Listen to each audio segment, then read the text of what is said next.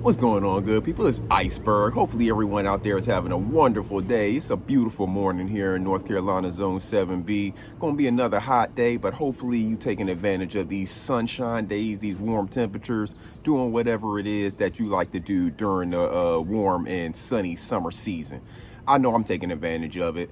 Of course, y'all know weekend, we're here rolling up on the weekend. I got some more grass to cut at one of the properties as always, but I enjoy cutting the grass and I enjoy taking care of my properties. I enjoy getting out there and just walking on the acres, you know, knowing that this is something we own and it cannot be taken away from us, right? That's the dream for me, is having that to always be able to go to. Even if I'm on my last penny, I got a place that I can go that can't nobody kick me out from, right? So, and congratulations, my sister and my brother, they just got some more land. So growing the portfolio within the family, you know, growing more acres, more places to go where we can settle, grow gardens, do whatever it is that we want to do to have some fun and, you know, have a place for our family to actually come to. If things hit the fan and things got real bad, you got to have a place that you can actually bring your family to and be able to build. So salute to them and congratulations. I can't wait to get out there this weekend and see the new property and think about, you know, just listen to some of the dreams that y'all have planned for what y'all want to do with that property. I love that. That is one of my favorite things to do, is some dream building with people on property, thinking about what you're going to do, laying it out, all of that. So I'm excited to do that. I want to come with y'all with a really quick message this morning, and it's helping me. It's some stuff that's been happening here in the recent current events is actually tying right in with something that I've been talking to y'all about for about a year now. So I briefly mentioned it the other day, the Bronny James situation. As most of you know, and I heard that he is getting better. I heard he got released from the hospital and he's at home now. So great. That's great news to hear. Hopefully that brother makes a full, strong recovery and gets back to kicking ass on the basketball court if that's what he chooses to do. But if you don't know, he suffered cardiac arrest. I don't know how long ago, because they're, you know, a little sketchy with the details of when things happen. But let's say within the past week or so, he suffered cardiac arrest at basketball practice. Now, Bronny James is 18 years old. And I saw a statistic that said that this happens about 6,000 to 7,000 times per year. And about 40% of those are 18-year-olds who are engaged, people 18 and younger who are engaged in sporting activities. So just thinking about it, and I'm not trying to scare anybody from doing anything or anything like that, but let's think about some of the people who this may be happening to. Now, we just know Bronny James because he's LeBron's son and, you know, he has a big following, right? But if they were to do a study on the people who this is happening to, I don't know if any of their statistics would tell them anything about maybe how much these young men and women as under 18-year-old athletes are pushing their bodies. You know, think about Bronny James. He was from birth kind of destined, you know, to have a basketball in his hand, right? His father's LeBron James. His father had a basketball in his hand at a young age. So as when Bronny was born, I'm sure looking up to his father and trying to mimic his father and stuff like that, just automatically put a basketball in his hand at birth, right? So as he started to follow that path, you know, and I'm not getting into the way they raised him because they're doing a great damn job raising their kids. I ain't trying to say nothing about that. I'm just talking about his potential journey, right? As he's going through his potential journey of playing ball, whether it's, you know, AAU, club team, stuff like that, you think about how much them young men are pushing their bodies, right? And is everybody's body meant to be pushed at that level at that young of an age? I'm not talking about once you get into your, you know, teenage years, upper teenage years, and, you know, become a full-grown adult. Then, yes, pushing your body and all of that stuff is definitely necessary for you to grow as a person. But whenever you are those young years, you know, your 8, 9, 10-year-olds, your 11 and 12-year-olds, if they're pushing their bodies and they're trying to mimic the things that the men, say Bronny is watching his dad, right? Watching his dad work out, watching all the rigors and stuff, the conditioning that LeBron puts his man body through. And Bronny, as a, let's say, 14-year-old, is trying to mimic that stuff, trying to get to LeBron's level. You know, you trying to lift as much as your dad. Of course, he's not lifting as much as LeBron, but he's pushing himself to get there, right? At that really young age. What kind of stress was that putting on his body at that young age? What kind of, let's say, irreparable damage, or say it's repairable damage, but what kind of damage may have been done to the body at that time and to the heart, the strain put on the heart at that time that we can't see. We don't see these things until something happens, and then you start doing EKGs and stuff like that. But what kind of strain may have been put on that young body, that 8, 9, 10-year-old body that is pushing, trying to achieve the stuff that he sees his dad achieving? Because at that age, that's when LeBron was really in his prime. When Bronny was, 10, 11, 12 years old, stuff like that or whatever, that's when LeBron was in the thick of his stuff, winning his championships in Miami and stuff like that. That's when LeBron was, he's still a great player, all of that, but that's when he was really the top of his game, the prime of his game. We all know he's later in his career now.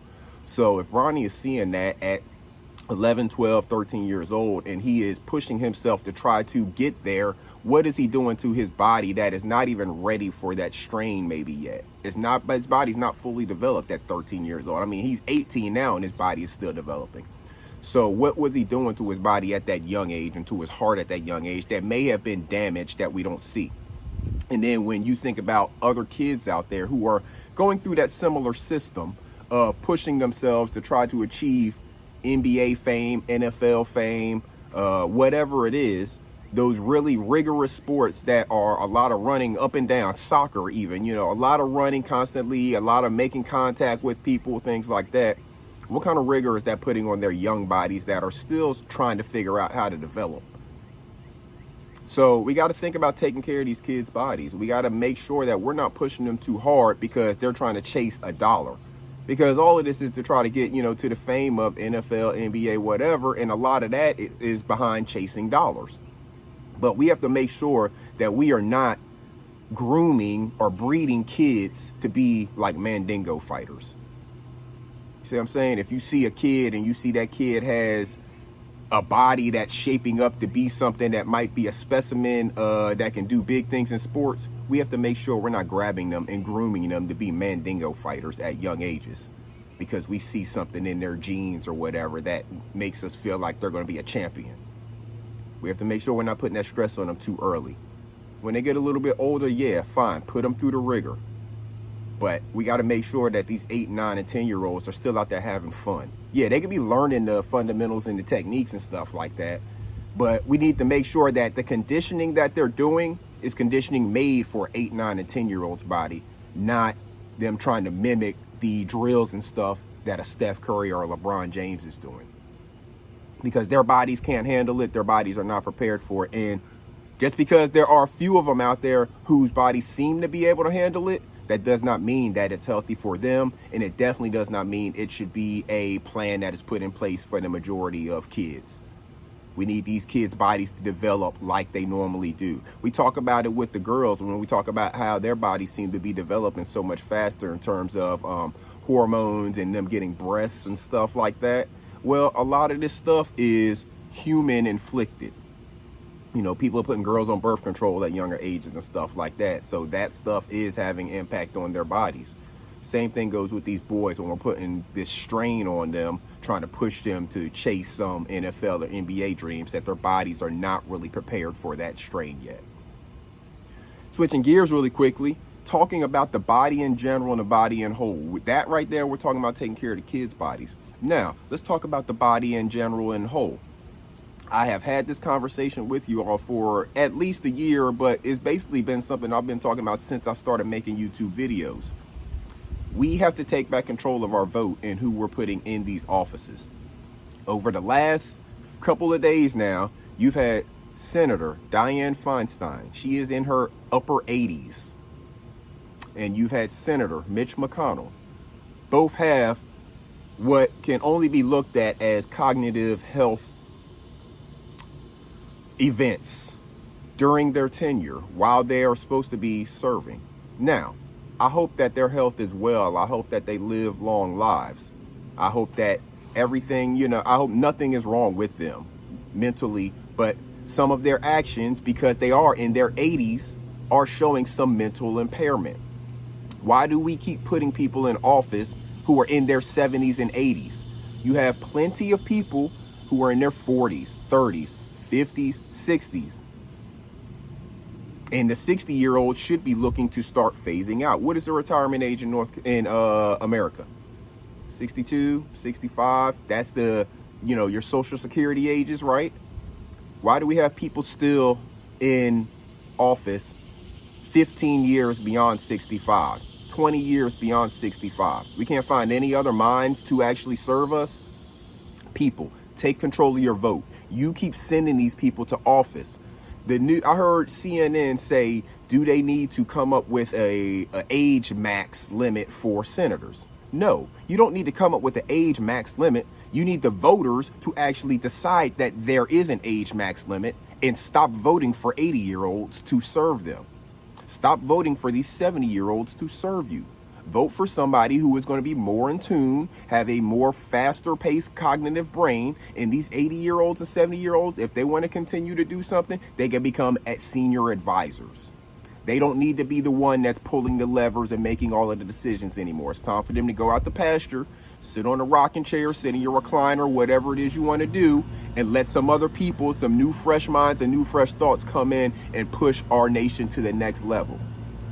We have to stop sending these people to office, and it is your fault as the voter because you vote for these people to go in there repeatedly just because you recognize the name. Stop continuing to send them to office. If they want to do anything to change the rules, they need to add term limits. You don't need to add an age limit because then you're going to be able to say that this person was discriminated against because of their age. There is age discrimination once a person gets over a certain age. So you don't want to say age discrimination. Now, they can't say age discrimination if you vote on somebody based on their age because they can't determine what you decide to vote on. You can discriminate by everything you want when you're voting. That's where you should definitely be discriminate. You just discriminate on everything that you think is important whenever you're deciding who to vote for. And if they're too old, you should not be voting for them.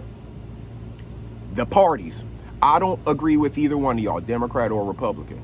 But you all need to get your heads out of your butt and stop sending these geriatrics to do the work of the people. You need to tell them it's time to move on, and you need to elect and put forth better candidates. That's just like if y'all put forth Joe Biden and Donald Trump, y'all are not going to like y'all's outcome. Y'all saw how y'all said it was record voting last time in 2020 for the president.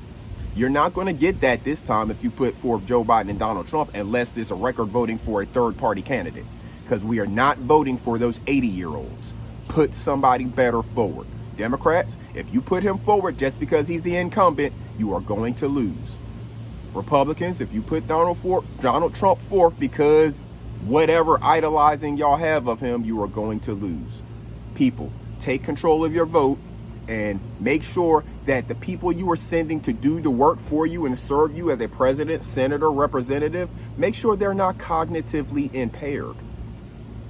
Cognitive impairment comes with old age as well. We've all seen some of our relatives get older and not really be able to do a lot of the things that we've known them to do for all of their lives. Sometimes they can't remember some simple stuff.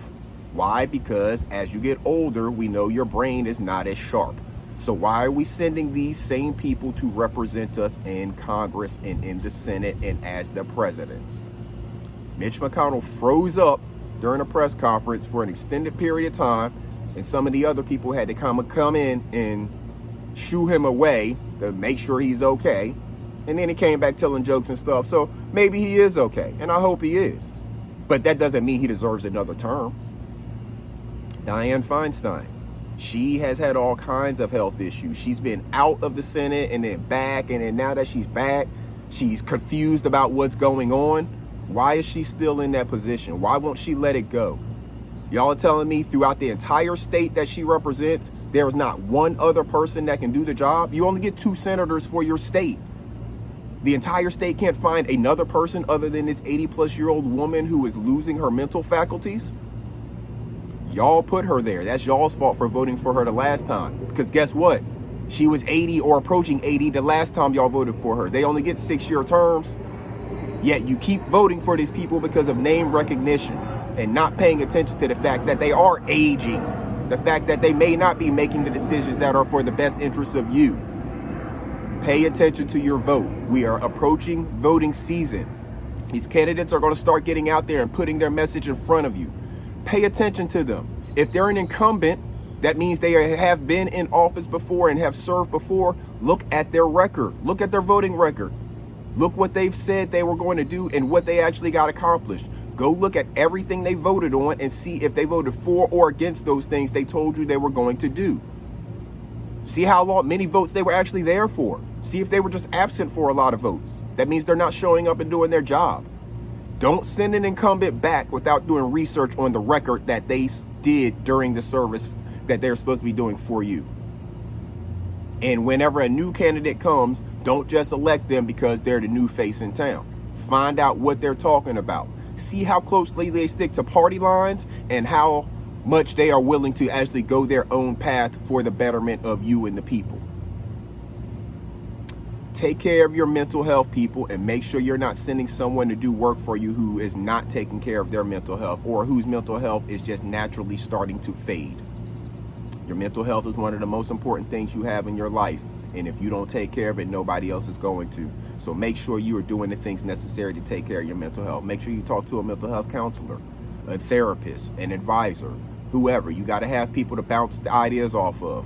People who can actually tell you, nah, that's probably not the right way to think about that. Or who will make you take a pause and go do some more research as opposed to just going forth with your thought because you just feel it's right and nobody's willing to tell you when you're wrong.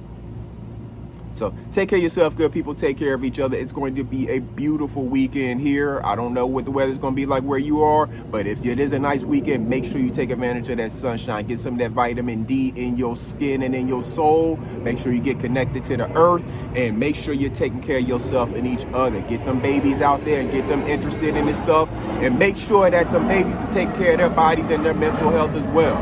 Make sure they're speaking their positive affirmations. Make sure that you instill in them what positive affirmations are and how them babies can take care of their mental health throughout their entire life by being able to properly process the things that they experience. Until next time, good people, this is Iceberg. Salute.